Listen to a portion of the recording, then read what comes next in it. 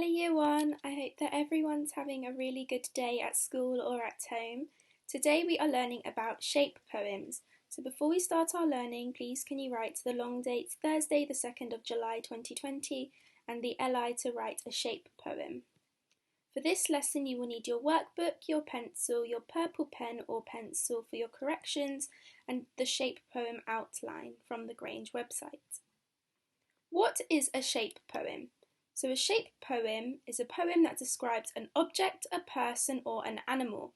And the special thing about shape poems is that the words of the poem form the shape of the object, person or animal that you are describing. Shape poems do not have to rhyme and you can use full stops and capital letters like sentences. So this is an example of a volcano shape poem. So here we have the shape of the volcano and you can see that the words look like that shape. A huge rock that rumbles and roars, wrecking the ground all around it. It shoots sizzling, steaming, scorching lava, like a monster spitting out hot liquid into the air.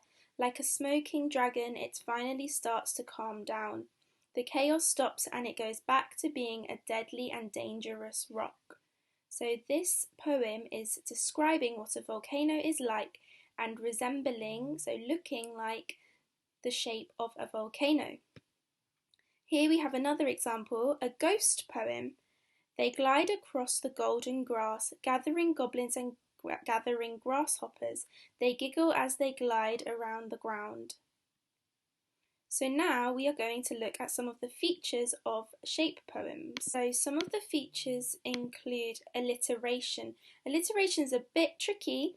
It's when lots of words in a sentence start with the same letter. So here we have sizzling, steaming, scorching, but you could also have like beautiful butterfly and smelly socks. So beautiful and butterfly both begin with a B and smelly and socks both begin with B. So that's alliteration. You could have dangerous dinosaur. You can also have full stops and capital letters like you would in sentences. Each line can be a different length or you can change the way it looks so you can make it curved to make the shape of the poem.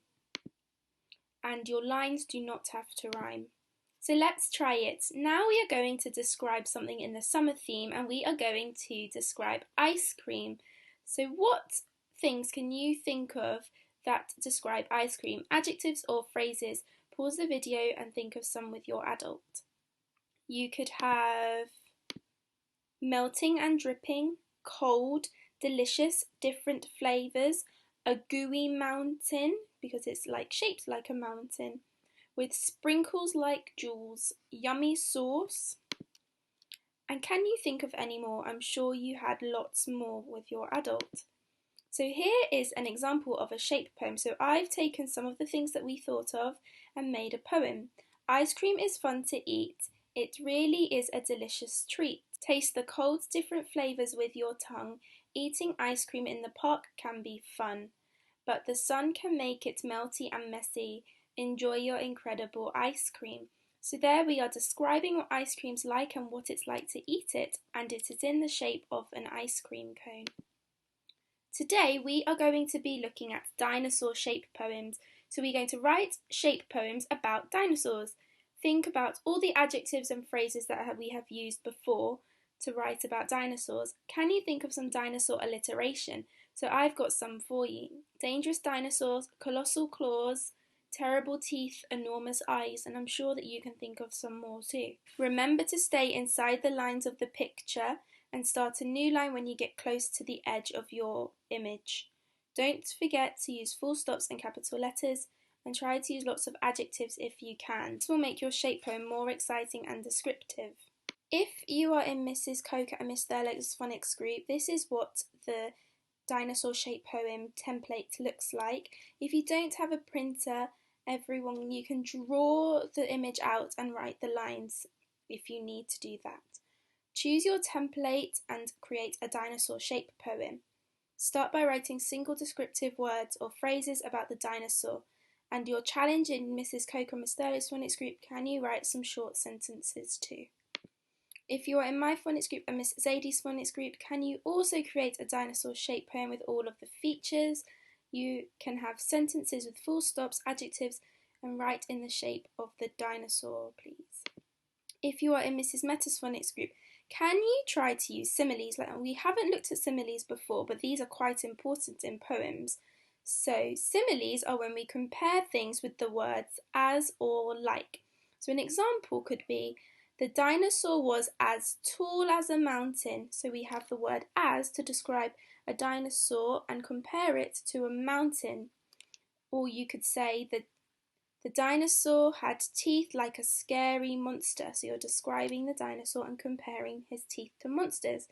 Can you try to include a simile and alliteration in your shape poem, Mrs. Meta's group?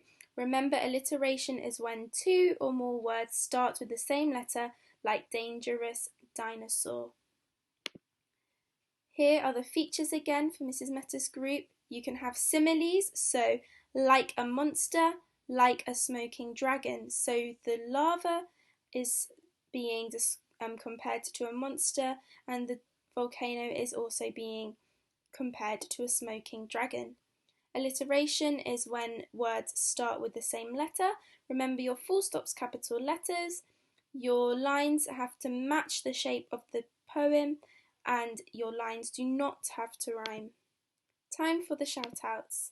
Well done to Avi, Justina, Melinda and Omar, who made an acrostic poem of his name, Dennis, Dosh, Yusuf, Harley, Zosha, who made her own poem about a rabbit.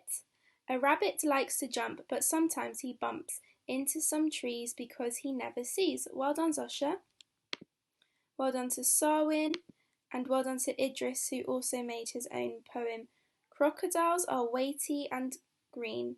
They are huge but not mean. They have long and sharp jaws with pointy and strong claws. Well done, Idris.